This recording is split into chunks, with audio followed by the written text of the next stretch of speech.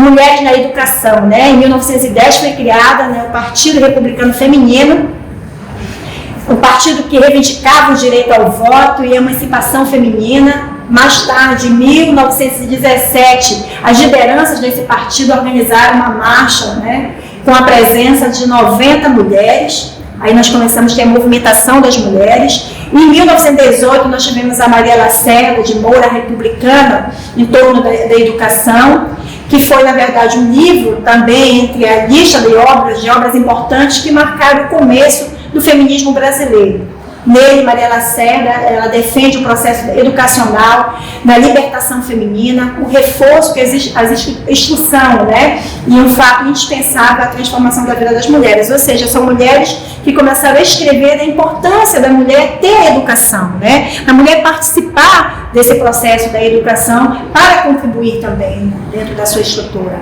da sua realidade. Já em 1919, nós tivemos a Revolução de Salários Iguais para Homens e Mulheres, aprovada, né, com a Conferência do Conselho Feminino da Organização Internacional do Trabalho, OIT, até chegou a aprovar uma resolução de salário igual para homens e mulheres que exercem a mesma função. Nossa, gente, olha lá, em 1919, hoje nós estamos em 2020, e as mulheres, mesmo ocupando o mesmo cargo, a mesma função, têm salários diferenciados, né? Então a gente percebe que a luta das mulheres para a igualdade no campo também salarial, de permanecer no campo da igualdade, como muitas legislações garantiram, não é respeitada, mesmo na atualidade, com a nossa Constituição brasileira, dizendo que entre homens e mulheres não existe diferença, né? Então, mesmo assim, a gente tem já desde o início desse tempo uma luta necessária para que a gente pudesse hoje, inclusive, ter uma Constituição democrática.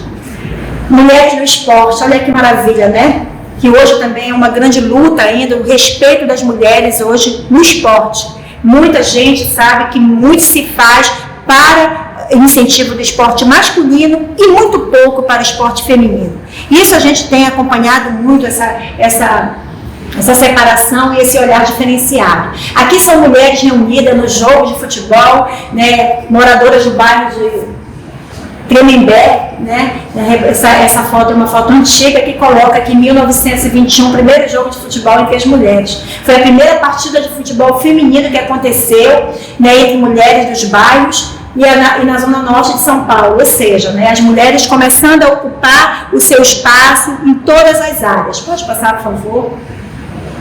Mulheres na saúde, né? Aqui nós temos em 1923 a enfermagem começa no Brasil com a escola de enfermagem Ana Nery. A gente sabe que tem muita homenagem, inclusive, com este nome, que foi a primeira escola oficial de enfermagem no país, nomeando a homenagem a Ana Nery, pioneira da enfermagem brasileira, né? Justina Ferreira Nery. Ela morreu aos 65 anos, depois de dedicar sua vida a cuidar das pessoas e lutando pela educação feminina. Pode passar, por favor?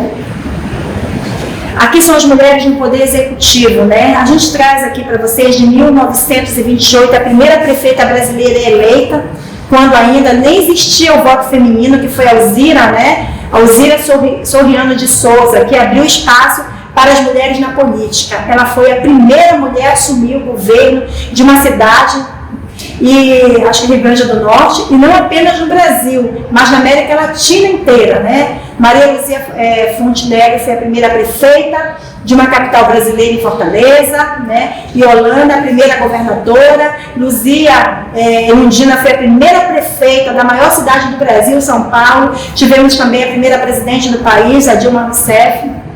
Tá, pode passar. Eu queria fazer um destaque essa questão da participação da mulher no poder, né?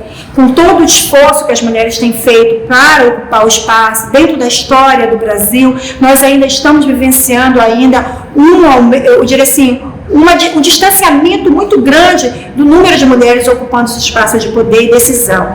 Nós estamos, inclusive, agora em 2020, com uma grande campanha para que as mulheres se coloquem no pleito eleitoral, para que a gente pudesse cada vez mais ocupar um espaço onde se decide a vida por meio de legislações e de projeto para as mulheres. A LEPA tem 10 deputadas hoje, um grande avanço. O número de mulheres, né, que hoje representam 25% na Assembleia Legislativa, e com essa união, elas estão fortalecendo uma bancada feminina criada por um projeto de lei e criaram também um instrumento que hoje compõe a rede de atendimento, que foi a Procuradoria Especial da Mulher. Então, a presença da mulher na política é importante, a presença da mulher no Poder Executivo é importante, no Judiciário é importante, porque nós não temos diferença. Nós somos mulheres que temos a mesma inteligência ou até mais no campo da formação, porque pesquisas mostram que nós temos muito mais mulheres ocupando o espaço das universidades hoje do que os homens, com muita dificuldade, porque vocês podem perceber pelo processo da história que a nossa luta não é de hoje,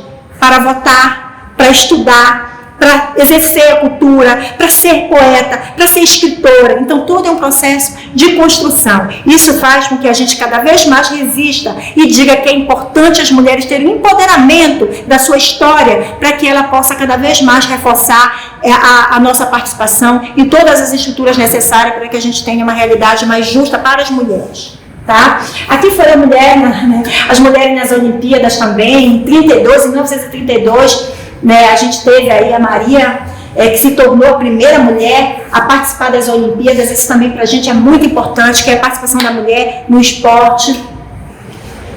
Bom, aí nós tivemos a conquista do voto, né? A gente sabe que foi em 1932 que iniciou todo esse processo, mas em 1934 as mulheres conquistaram o direito de votar.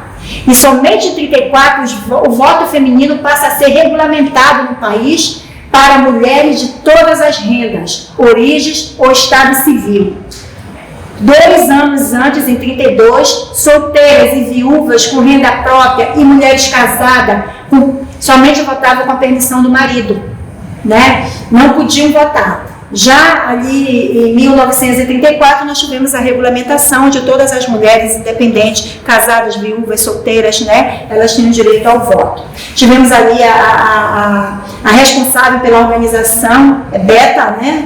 Ela na verdade foi uma das pioneiras do movimento sufragista no Brasil e pelas ações políticas que resultaram no direito ao voto feminino. Então, muitas mulheres, cientistas, pesquisadoras, mulheres políticas, muitas mulheres, inclusive, que atuavam nos partidos comunistas, que na época eram partidos isolados, por não compreenderem que a luta das mulheres ela se dava pelo exercício da cidadania, pela garantia do direito. E alguns partidos já tinham essa visão e já acolhiam as mulheres como grandes militantes nessa área. Então, foi em 1934 que nós tivemos a conquista do voto de forma regulamentada. Bom, a mulher, né, as mulheres com a participação no sindicato.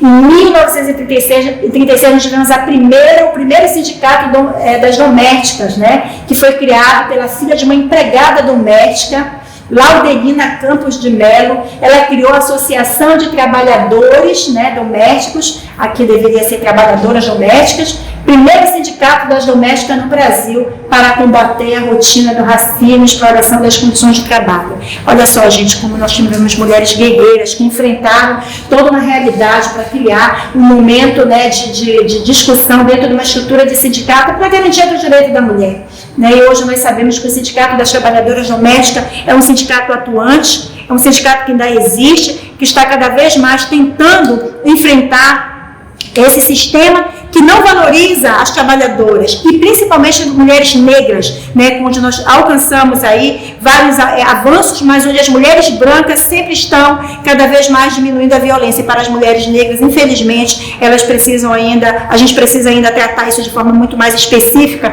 porque os índices de violação contra a mulher negra ele não diminuem, né? Cada vez mais a violência doméstica, as mulheres negras são as mais violentadas. No campo do trabalho, as mulheres negras têm mais dificuldade de alcançar realmente um melhor salário, uma melhor ocupação, e nos trabalhos informais ainda temos um número maior de mulheres negras, né, sem a cobertura de um trabalho considerado trabalho formal.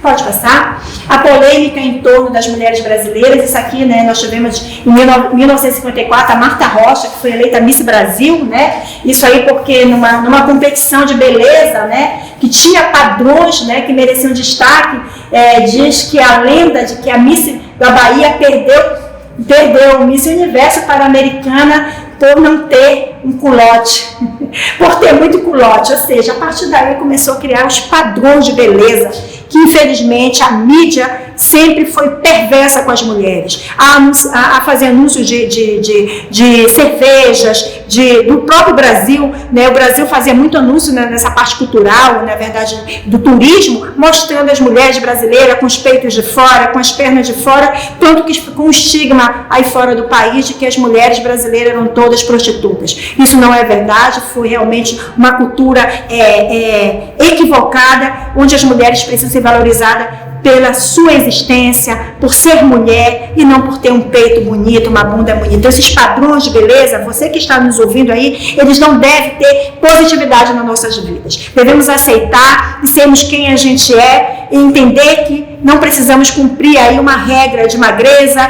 de silicones. Não, você quer ficar bem com você mesmo? Cuide de você, cuide da sua saúde, né? Seja uma mulher feliz. O importante é ser feliz e ter o seu papel respeitado na sociedade. Isso sim é importante.